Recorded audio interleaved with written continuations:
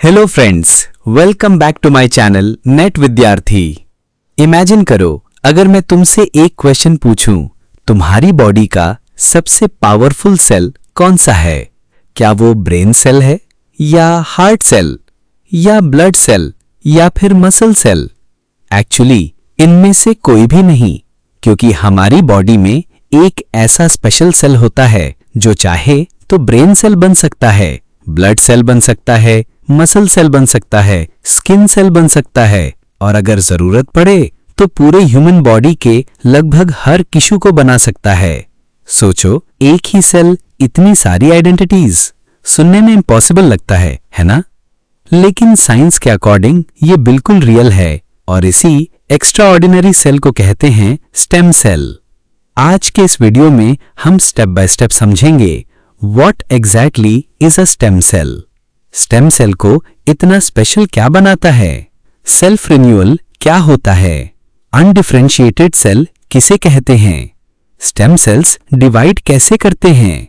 और हम डिटेल में समझेंगे स्टेम सेल डिवीजन के डिफरेंट मोड्स, जैसे सिमेट्रिक डिवीजन और एसिमेट्रिक डिवीजन। वीडियो के एंड तक मैं गारंटी देता हूं स्टेम सेल का पूरा कॉन्सेप्ट आपके लिए क्रिस्टल क्लियर हो जाएगा। तो बिना किसी देरी के चलिए एंटर करते हैं स्टेम सेल्स की इस अमेजिंग दुनिया में। ह्यूमन बॉडी एक लिविंग फैक्ट्री की तरह कंटिन्यूअसली काम करती रहती है। हर सेकंड लाखों सेल्स ओल्ड होकर डाई करते हैं और उनकी जगह नए सेल्स बनते रहते हैं। हेयर ग्रो करते हैं, स्किन रिपेयर होती है, ब्लड सेल्स कंटिन्यूअसली रिप्लेस होते रहते हैं और इंजरीज भी हील हो जाती हैं। ये पूरा प्रोसेस इतना परफेक्टली कैसे होता है? इसके पीछे का असली हीरो है स्टेम सेल। अब हम स्टेम सेल की साइंटिफिक डेफिनेशन को देखते हैं। Stem cells are undifferentiated cells capable of self-renewal and differentiation into specialized cell types, maintaining tissue homeostasis and regenerative capacity. इसे हम सिंपल लैंग्वेज में समझते हैं। सबसे पहला वर्ड आता है अनडिफरेंशिएटेड सेल। स्टेम सेल एक अनडिफरेंशिएटेड सेल होता है, मतलब ये सेल अभी तक किसी स्पेसिफिक फंक्शन के लिए स्पेशलाइज नहीं हुआ है। इसके पास मसल सेल बनने का भी पोटेंशियल है, नर्व सेल बनने का भी पोटेंशियल है, ब्लड सेल बनने का भी पोटेंशियल है और स्किन सेल बनने का भी पोटेंशियल है। यानी इसके लिए अभी तक कोई परमानेंट करियर डिसाइड नहीं हुआ है। ये बिल्कुल एक फ्रेशर एम्प्लॉय की तरह है, जिसे कंपनी ने हायर तो कर लिया है लेकिन अभी तक उसका डिपार्टमेंट असाइन नहीं हुआ। या फिर एक ब्लैंक नोटबुक की तरह, जिसमें अभी तक कुछ भी लिखा नहीं गया, हर पॉसिबिलिटी ओपन है। मतलब उस नोटबुक में हम केमिस्ट्री भी लिख सकते हैं, बायोलॉजी भी और मैथमेटिक्स भी। बिल्कुल इसी तरह स्टेम सेल के पास भी फ्यूचर में कई अलग अलग सेल टाइप्स बनने के ऑप्शंस अवेलेबल होते हैं। इसी स्टेट को हम कहते हैं अनडिफरेंशिएटेड स्टेट। स्टेम सेल्स को यूनिक बनाती हैं उनकी दो एक्स्ट्रा ऑर्डिनरी एबिलिटीज, और ये दोनों एबिलिटीज ही स्टेम सेल बायोलॉजी की फाउंडेशन है।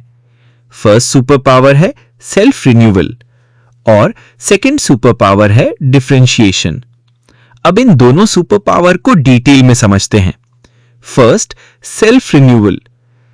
Self renewal is the ability of a stem cell to divide and produce at least one daughter cell that retains stem cell identity. Simple language में stem cell divide होता है, लेकिन division के बाद कम से कम 8 daughter cell फिर से stem cell ही रहती है। मतलब स्टेम सेल्स कंटिन्यूअसली खुद को रिप्लेस करते रहते हैं। इसी वजह से बॉडी में स्टेम सेल्स कभी कंप्लीटली फिनिश नहीं होते।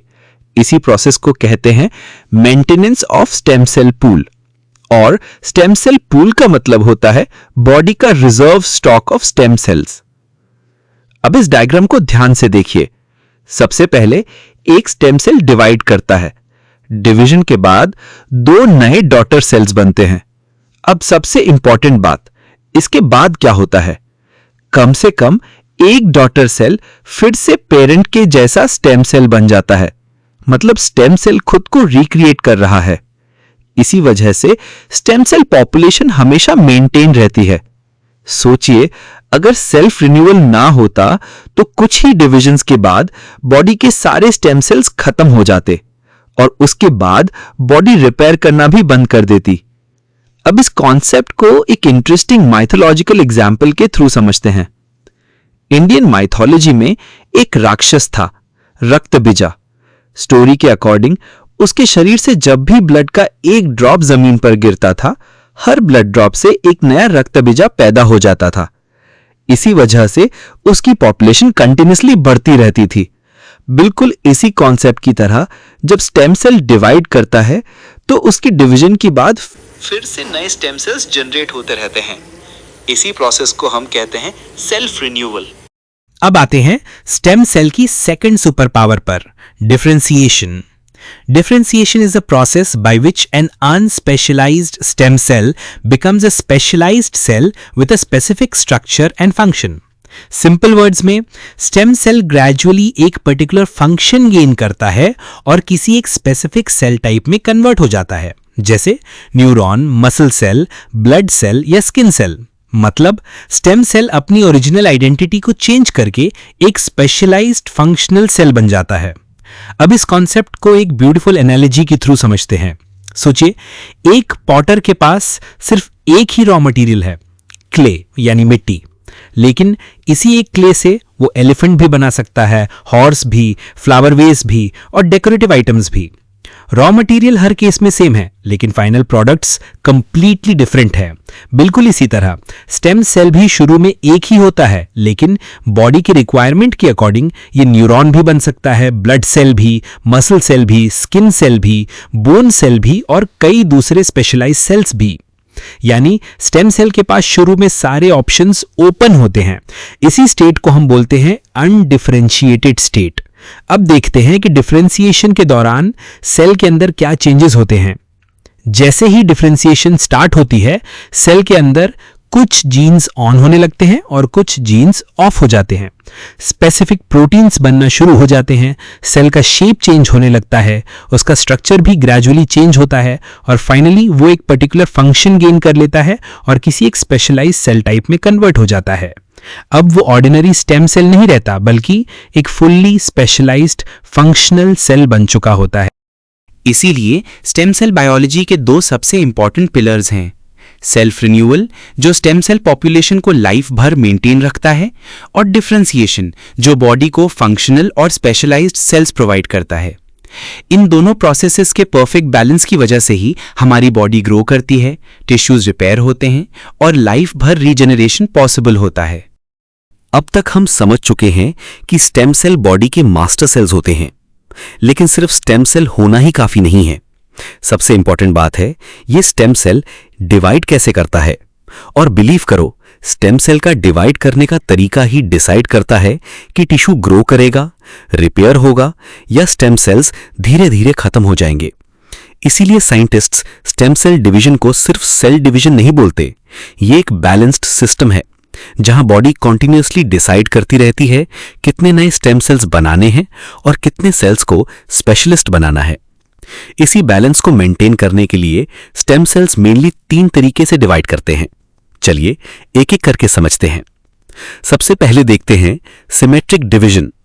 सिमेट्रिक का मतलब होता है दोनों daughter cells exactly same fate follow करते हैं, यानी एक स्टेम सेल डिवाइड हुआ और 2 डॉटर सेल्स बने और दोनों डॉटर सेल्स का फ्यूचर एक जैसा है। लेकिन इसके की 2 पॉसिबिलिटीज होती हैं। पहला सिमेट्रिक सेल्फ रिन्यूअल और दूसरा सिमेट्रिक डिफरेंशिएशन। सबसे पहला टाइप है सिमेट्रिक सेल्फ रिन्यूअल। यहां एक स्टेम सेल डिवाइड होता है और रिजल्ट में मिलते हैं 2 नए स्टेम सेल्स। ध्यान दो, कोई भी डिफरेंशिएटेड सेल नहीं बना, सिर्फ स्टेम सेल्स की पॉपुलेशन बढ़ गई। इसका मतलब स्टेम सेल पूल एक्सपैंड हो गया। अब सवाल है, यह प्रोसेस कब जरूरी होता है? डेवलपमेंट के टाइम जब बेबी ग्रो कर रहा होता है, या फिर जब इंजरी के बाद बॉडी को बहुत सारे नए स्टेम सेल्स की जरूरत होती है। सिंपल लैंग्वेज में बॉडी फ्यूचर के लिए स्टेम सेल्स का स्टॉक इंक्रीज कर रही होती है।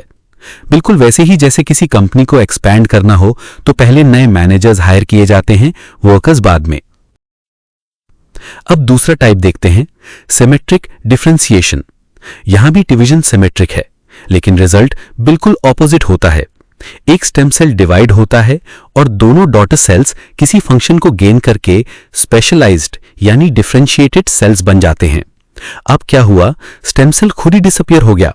रिजल्ट, स्टेम सेल पूल से एक स्टेम सेल कम हो गया। यह कब यूजफुल होता है? जब बॉडी को अर्जेंटली स्पेशलाइज्ड सेल्स चाहिए होते हैं, जैसे स्किन रिपेयर, ब्लड सेल्स बनाना या किसी डैमेज्ड टिश्यू को फिल करना। लेकिन अगर यह प्रोसेस कॉन्टिन्यूअसली होता रहे और नए स्टेम सेल्स रिप्लेस ना हो तो धीरे धीरे स्टेम सेल रिजर्व खत्म होने लगेगा। इसीलिए बॉडी इस प्रोसेस को बहुत केयरफुली कंट्रोल करती है। अब आते हैं स्टेम सेल बायोलॉजी के सबसे इंटेलिजेंट मैकेनिज्म पर, एसिमेट्रिक डिवीजन। ये मेरे हिसाब से नेचर का एक मास्टरपीस है। यहां एक स्टेम सेल डिवाइड होता है लेकिन दोनों डॉटर सेल्स अलग होते हैं। एक डॉटर सेल स्टेम सेल ही रहता है और दूसरा डिफरेंशिएटेड सेल बन जाता है। नोटिस करो, एक तरफ स्टेम सेल प्रिजर्व हो गया और दूसरी तरफ बॉडी को एक स्पेशलाइज्ड सेल भी मिल गया। मतलब ना स्टेम सेल्स कम हुए और ना टिश्यू रिपेयर रुक गया। ये एग्जैक्टली बैलेंस मेंटेन करता है। इसी वजह से एडल्ट टिश्यूज जैसे स्किन, बोन मैरो और इंटेस्टाइन कई सालों तक कंटिन्यूसली रीजनरेट कर पाते हैं। साइंटिस्ट इसे बोलते हैं single stem cell asymmetry model. एक ही डिवीजन में सेल्फ रिन्यूअल भी हो गया और डिफरेंशिएशन भी। अब तीसरा मॉडल थोड़ा एडवांस्ड है लेकिन कॉन्सेप्ट बहुत इंटरेस्टिंग है। इसका नाम है पॉपुलेशन एसिमेट्री मॉडल। यहां एक इंपॉर्टेंट बात समझनी है, हर स्टेम सेल को एसिमेट्रिक डिवाइड करना जरूरी नहीं होता। कभी कुछ stem cells symmetric self renewal करते हैं, मतलब दो स्टेम सेल्स बना देते हैं, और उसी टाइम कुछ दूसरे स्टेम सेल्स सिमेट्रिक डिफरेंशिएशन कर देते हैं, मतलब दो डिफरेंशिएटेड सेल्स बना देते हैं। अब अगर पूरी पॉपुलेशन को देखो तो गेन और लॉस एक दूसरे को परफेक्टली बैलेंस कर देते हैं। Result, total stem cell number almost same रहता है। इसलिए इस मॉडल में बैलेंस इंडिविजुअल सेल मेंटेन नहीं करता बल्कि पूरी स्टेम सेल पॉपुलेशन मेंटेन करती है। इसीलिए इसे कहते हैं पॉपुलेशन लेवल होम्योस्टैसिस, यानी पूरा सिस्टम मिलकर बैलेंस बनाए रखता है। तो फाइनली याद रखना, स्टेम सेल डिवीजन का पर्पस सिर्फ नए सेल्स बनाना नहीं है। उसका रियल गोल है बैलेंस। कब स्टेम सेल्स इंक्रीज करने हैं, कब स्पेशलाइज्ड सेल्स बनाना है और कब दोनों के बीच परफेक्ट इक्विलिब्रियम मेंटेन करना है। इसी बैलेंस की वजह से हमारी बॉडी ग्रो करती है, रोज डैमेज टिश्यूज रिपेयर करती है और कई ऑर्गन्स लाइफ भर फंक्शन करते रहते हैं। लेकिन जब इसी बैलेंस में डिस्टर्बेंस आ जाता है तब या तो स्टेम सेल्स धीरे धीरे खत्म होने लगते हैं या फिर अनकंट्रोल्ड सेल डिवीजन शुरू हो सकता है, जो कैंसर जैसे डिजीजेस का रीजन बन सकता है। इसीलिए स्टेम सेल डिवीजन को समझना स्टेम सेल बायोलॉजी की सबसे इंपॉर्टेंट फाउंडेशन है।